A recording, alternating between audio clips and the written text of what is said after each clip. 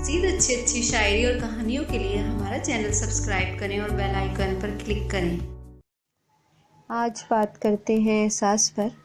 سب سے پہلے جانتے ہیں کہ احساس ہے کیا۔ خود تکلیف سے گزرے بغیر کسی کی تکلیف کا خیال ہونا احساس ہے۔ معاشرے میں پیار اور محبت کی پہلی سیڑھی کا نام احساس ہے۔ یہ نہ ہو تو انسان میں قربانی اور ایثار کا جذبہ بھی پیدا نہیں ہو سکتا، یا یوں کہا جائے کہ احساس ختم ہو جائے تو انسانیت مر جاتی ہے۔ ہمارے معاشرے سے احساس کا بہت حد تک خاتمہ ہو چکا ہے۔ لوگ ایک دوسرے کی تکلیف یا پریشانی کو سمجھنے کے بجائے اس کی پریشانی پر تنقید شروع کر دیتے ہیں اور اس کو ہی اس صورتحال کا خود ذمہ دار قرار دے دیتے ہیں۔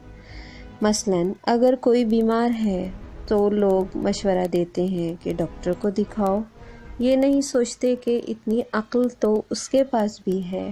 اگر وہ ڈاکٹر کے پاس نہیں جاتا یا علاج نہیں کرواتا تو یقیناً اس کے پاس پیسے نہیں ہوں گے، اور پھر اگر لوگوں کو اس کی یہ پریشانی پتہ چلے تو اس پریشانی کا ذمہ دار بھی وہ اس ہی شخص کو ٹھہرائیں گے کہ ارے بھائی اس کے ساتھ یہی مسئلہ ہے، جب دیکھو بے روزگار، ارے اس کو محنت کی عادت ہی نہیں ہے۔ لوگ تو یہ کہہ کر چلے جاتے ہیں، مگر یہ سوچنے کی بات ہے کہ اس کے دل پر کیا گزر رہی ہوگی جو خود پہلے ہی ان پریشانیوں کا شکار ہے۔ اسی بنا پر ہم یہ کہتے ہیں کہ ہمارا معاشرہ احساس سے عاری ہو چکا ہے۔ ایک دوسرے کی مدد کا جذبہ بھی تقریباً ختم ہونے کے برابر ہے۔ احساس کی کمی کی ہی وجہ سے ہم لوگ خود غرض ہو چکے ہیں۔ اگر ہم میں احساس پیدا ہو جائے تو انسانیت کے رشتے بھی مضبوط ہو جائیں، اور احساس کی ڈوری سے ہمارے تمام ٹوٹے ہوئے رشتے بھی مضبوط ہوتے جائیں۔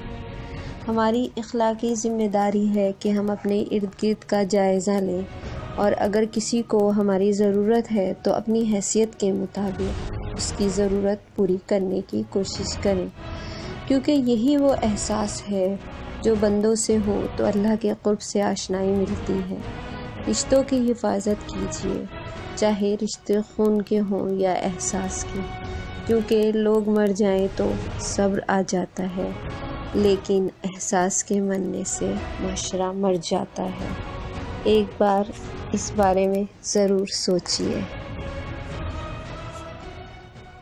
مزید اچھی شاعری اور کہانیوں کے لیے ہمارا چینل سبسکرائب کریں اور بیل آئیکن پر کلک کریں۔